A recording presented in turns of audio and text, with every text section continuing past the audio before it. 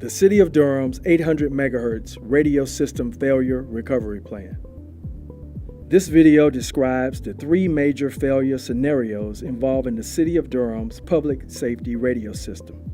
Users should familiarize themselves with this information so that in the unlikely event that any of these failures were to occur, a swift and orderly reestablishment of communications would result.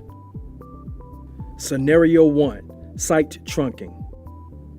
Site trunking occurs when the data path between the prime site and master site is broken, either physically or due to a hardware failure. The main thing to remember is that all dispatch consoles have become disconnected from the system. All trunking dispatch functions have stopped. The dispatch centers will have to revert to backup radios. This condition does not affect user radios in any way. Countywide communication is still normal with the exception of the consoles. The radio users may see site trunking on their displays, and a special site trunking chirp may be heard on user radios. Call alerts from individual radios are still possible, so fire and EMS units can still be alerted, but not from the 911 consoles. Scenario 2. Fail-soft. Fail-soft results when a prime site controller that manages the system fails. Normally, a standby controller will take over, but if the standby controller does not come online, the system will go to fail-soft mode. During fail-soft, the user sees the word fail-soft on the display of the radio and hears a beep on a regular interval in their speaker. The user's radio will enter a condition where each talk group will revert on one specific radio channel. Users may be grouped with units that are not normally on their regular talk group. Talk group is a group such as Police A or City Fire. All police users will share a single channel. All DSO users will share another channel. All City Fire users will share a channel. County Fire, EMS, NCCU, etc. All console trunking dispatch functions have stopped, and the dispatch centers will have to revert to backup radios. Countywide communications are still functional.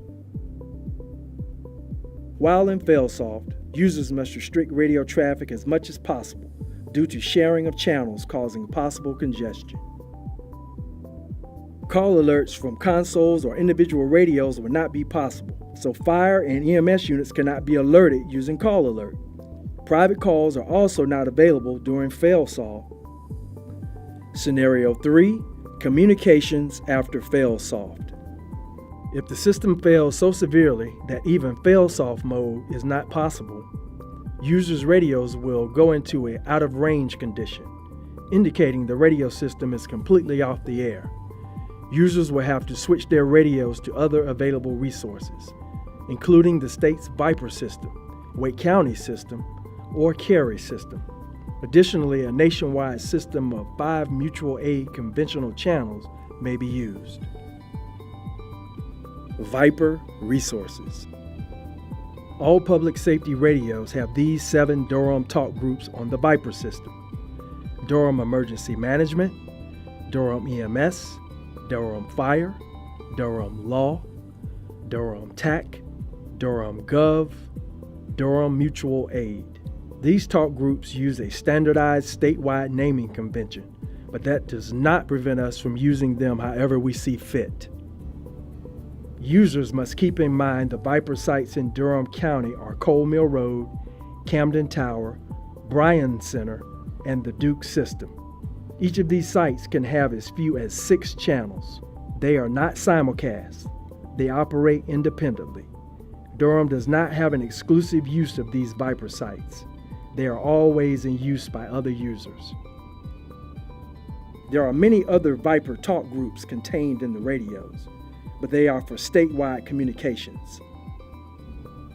If you have further radio system questions, email radio system engineer Marshall Sherrod at marshall.sherrod@durhamnc.gov or call 919-560-4175 extension 25247.